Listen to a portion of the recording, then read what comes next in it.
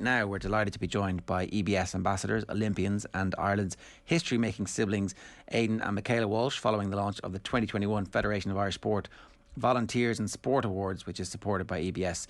The awards will see EBS and the Federation of Irish Sport hero the work of volunteers from around the country who go above and beyond every day to ensure that sport and physical activity take place in Ireland. EBS is calling on the Irish public to nominate a volunteer in your sport who you'd like to see recognised at the 2021 Volunteers in Sports Awards. You can nominate an everyday hero to be with a chance of winning a grand for your local sports club. Just visit volunteersinsport.ie. Nominations can be made by a club, an individual or a sporting body, and they're open from September the 7th to October the 17th, so they're open today. Michaela and Aidan, good morning to you. How are you doing? Good morning, all good, thank you. Yourself? Yeah, pretty good. Michaela, can I start with you? Your dad, as far as I'm aware, is the volunteer in your family who helped kick you guys into boxing. How did that all come about? It was really when Aidan started boxing. My dad used to be a boxer himself, and obviously bringing Aidan down to the gym, and I followed along. He wanted to get involved, so he's been with us from the start, and he'll be with us until the end, so he will. And that's interesting because were there many other women or girls, obviously at that stage, boxing in the gym at that point, or would you have been one of the first? I think I would have been one of the first. When I started, women's boxing wasn't really that big, so it was often hard for me to get sparring and get pads and that there, because you're sort of seen as different in a way. But luckily now, I think women's boxing and male boxing, it's not separate. It's one. It's just boxing at the end of the day. We're all seen as a one sport now, which is phenomenal. And Aidan, if your dad was a boxer, was it always inevitable that you were going to be a boxer too? Well, he never pushed it on us. He brought us to the gym and just to try it out, me and a few friends. And out of the few friends, I was the one that stuck at it. I think Michaela being there played a huge role in that, because she was a few years older than me, and she was really into it. So I just wanted to sort of follow suit there and always try and progress as she was doing. So I think obviously for my dad to get me into it, my dad being my coach, and then obviously Michaela being my training partner, I think it was a good gel for us to. I think that's why we've all stuck it this far, because we had each other and supported each other the whole way through it. There's a lot of siblings, Aidan, who when they see their brother or sister doing one thing, they want to do the opposite. Why was Michaela such a positive influence on you? Just, she was the hardest trainer in the whole gym out of all the boys at the time, and she was the only girl in the gym, and she was out training all the boys. And I was like, wow, this is amazing. At a young age, not realising, but I wanted them to be the hardest trainer. And so it was always a healthy competitiveness to always train hard and push each other. And we've done that there. And even from our gyms at local level, right to the highest level of being on the Irish Olympic team, training together and pushing each other, it's been an incredible journey. Michaela, what's your earliest sense of actually being good at boxing and that your brother was good at boxing as well? Like, when did you start making Ireland teams or winning titles and thinking, actually, you know what, this is cool? I remember when I think it was around 15, I was selected to go to the first ever European Junior Championships, and I came back with a silver medal. And sort of then I was like, I must be good if I'm winning medals at this stage. And I always say Aidan was always better than me. Growing up, I think that's why I sort of try to train as hard as I could to sort of make up for not maybe having that talent so early on. And but the hard work stuck with me, and I kept working as hard as I could at the time to get better, to get on Aidan's level. But he was always a step ahead of me, so I always try to push myself to try and be as good as him. I'm still trying as well. So Aidan, what age are you when Michaela's coming back at 15 with a European silver medal? I would have been saying maybe 11, 12. Right. So I probably was only starting to fight then, because I joined the gym when I was 9. So, and you aren't able to fight competitively until 11. So then for years I was just having loads of gym boots, and my dad was taking me all around the country having gym boots. And I was lucky enough when Michaela was going to the likes of Dublin to train, my dad would have took me. So I was always sort of in the mix. And before I even went to the National Stadium for my first All-Irelands, I'd already seen it all and I'd already been there. So for me, it helped me massively that Michaela was that few years older, and I'd experienced it all. And even going to international tournaments as I got older, I sort of experienced the sort of atmosphere of what it'd be like coming back with a medal, what it would feel like, what way it would affect our family and things like that. And it was all positive. So I think that gave me the buzz for it as I got older. and it paid off for me. Obviously, those trips down to Dublin were pretty important then, Aidan. I mean, was there local role models as well in Belfast that you looked to outside of your own sister, obviously, that you thought, right, that's who I want to be, or they have paved the pathway almost for someone like me to step up to the mark? Of course, like when I was younger, like 2012, it was when Michael Cannon and Paddy Barnes came back to Belfast with the bronze medals. And I actually seen a video the other day, and I'm in the background of there was an open top bus in Belfast, and you see me in the background. I'm only a kid, and it's like, what? Because I was always familiar with training with Mick and Paddy in the Woody Family Boxing Club. They would have been there training, and to watch them, and we were always in sparring the likes of Mick and Paddy, and always competing in the gym with them. So it was great. So, and then now to actually be in the situation that they were, coming back from Olympic Games with a bronze medal, I have to pinch myself sometimes, because I'm still to this day looking out as a young kid of someone winning an Olympic bronze medal, and for me to contemplate that that's me now, it's very hard to believe, because for years and years you're always that kid, and I still am, and I just want to learn and grow as a boxer. So it's amazing, and to have the support, obviously, of my sister and my father, and it's great. How much does that help when you're in the high performance unit then? The idea that winning medals isn't an overachievement for Ireland. In fact, it's actually the norm and the expectation when you're going to an Olympic Games. I think that helps spur you on, because, like, obviously Belfast is a great boxing city, as is Ireland, is a great fighting country. So I think you have to believe in yourself and believe that people's done this and more, so you can do it yourself. And especially when you're training alongside guys and girls who have done this before, it gives you great self-confidence in yourself, and knowing that you've got what it takes. And especially if you're training with them and you're keeping up with them and you're competing.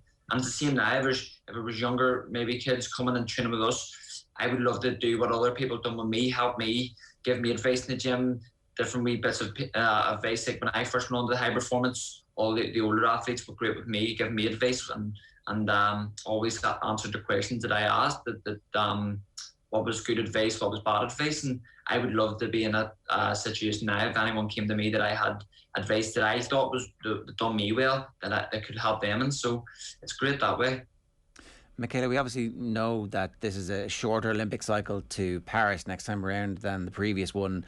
Yeah. Does that make a difference just in terms of the thinking? I know, like, 3 years is still a very long time. The whole world will be a different place in 3 years' time in loads of different ways that we don't even contemplate right now. But at the same time, from a sports cycle, it comes quite quick. There's major tournaments, there's qualifying events, and you can pretty quickly map out life between now and then.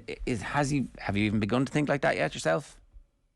I have, yes, because obviously Paris for me is the main goal. Obviously before Tokyo was over with, I didn't know really what I was going to do. Obviously in Tokyo I wanted to go and win a gold medal, but it wasn't to be. But just having that taste of the Olympics, and seeing Aidan win a bronze and see Kelly win the gold, it spurs me on. And obviously there's a lot of tournaments from now to then, so it's good. It gives you something to aim for. Like next year I've got the Commonwealth Games and World Championships, European Championships, so it's good to keep me busy until then. And I'm excited for Paris. I can't wait for 3 years. What's the value of the experience of going to Tokyo and experiencing what the competition is like at that absolute super elite level? How do you change as a fighter? How do you change your preparation? How do you change your mental preparation? What's the knock-on impact? Well, just like even being in the Olympics, you're among the best athletes in the world. You're walking around the Phillies and you're seeing Olympic champions, world champions, European champions from all over the world, and you're a part of that elite group. It was a surreal experience, and just watching the guys perform, not only the ones that won medals, but the rest of my teammates and all the other sports. It's just an invaluable experience. I've obviously been to a lot of tournaments before, but the Olympics is just different from the rest. It's the elite of the elite, and I think you can't buy that experience. So just being there and soaking it up. I was trying to learn as much as possible, even being out of the tournament. Just obviously I wanted to gain as much experience ahead of Paris. There's wee tips and tricks going in next time. I'll know what to do. So I just having that in the bag for next time. And what about you, Aidan? What are your medium-term plans? Of course, my goal is the Commonwealth Games next year. Obviously, there's World Championships this year also, and then Olympic Games in 24. So it's great to obviously be at my first Olympics, and the medal, it was something that obviously you always believe in yourself, but then when it happens, you say, like, I realise, and it goes back to being a kid, like seeing other people do it, and then you realise yourself you can do it. And I think that's a very powerful thing when you realise that you're capable of doing something. So I just want to enjoy what I've done. It was a lifelong dream to get to the Olympic Games, and we've done that together.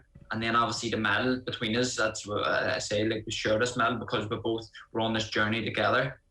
So I'm just enjoying it at the minute, and I'm just looking forward to the future. I think the way the last sort of 12 months have went with training ways, I think if we can keep doing that every 12 months and just keep on that same schedule, I think we can't go too far wrong. How is the ankle, Aidan? It's heal up. I've done absolutely everything that I could to get it back in the shape it was in, and I actually think it's better now than what it was, because the much exercise I've been doing, the physio I've been doing everything asked of me, and at this level you have to do everything asked of you. Yeah, with the right people in place, with the right team in place to give me the right advice. So it's been great, and I'm just making sure that I'm ticking all the boxes with it, and I have, and thank God it's back better than ever. In every conversation that you've had with anybody that we've seen publicly since the Olympics, you've been very positive. It's been a kind of non-stop positive story. Is there any little part of you that wonders, or there must be a big part of you that wonders, what would have happened if you'd been fit to fight the next fight? Is there any part of you that's like, oh my God, if I could just go back and not do what I did? Oh, of course, like, obviously with the injury, I'm going to say to myself, what if? But it goes for everything too. Like, I could have said, what if I didn't qualify for Olympics? What would I been doing sitting here?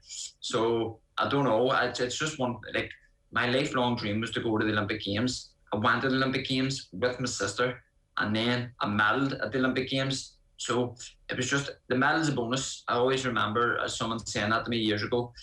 Getting to the Olympics is the hardest thing. Getting the medal is a bonus. So I'm just lucky. I couldn't ask for much more. All I can do is ask myself, is the next Olympics that I go to, try to go one step or two steps further and get a different colour medal. And that's what I'm aiming for. Not only myself, Michaela, and the rest of the team. As long as we can keep progressing, I think that we've got the right team, the right coaches to do that. So it's brilliant. And what if is a big question about everything in life. So, but I'm just grateful to be sitting here, obviously, with the Olympic bronze medal. You mentioned Paddy Barnes and Michael Conlon. They both ended up going pro. Is that part of your future at all, Aidan? Have you thought about that?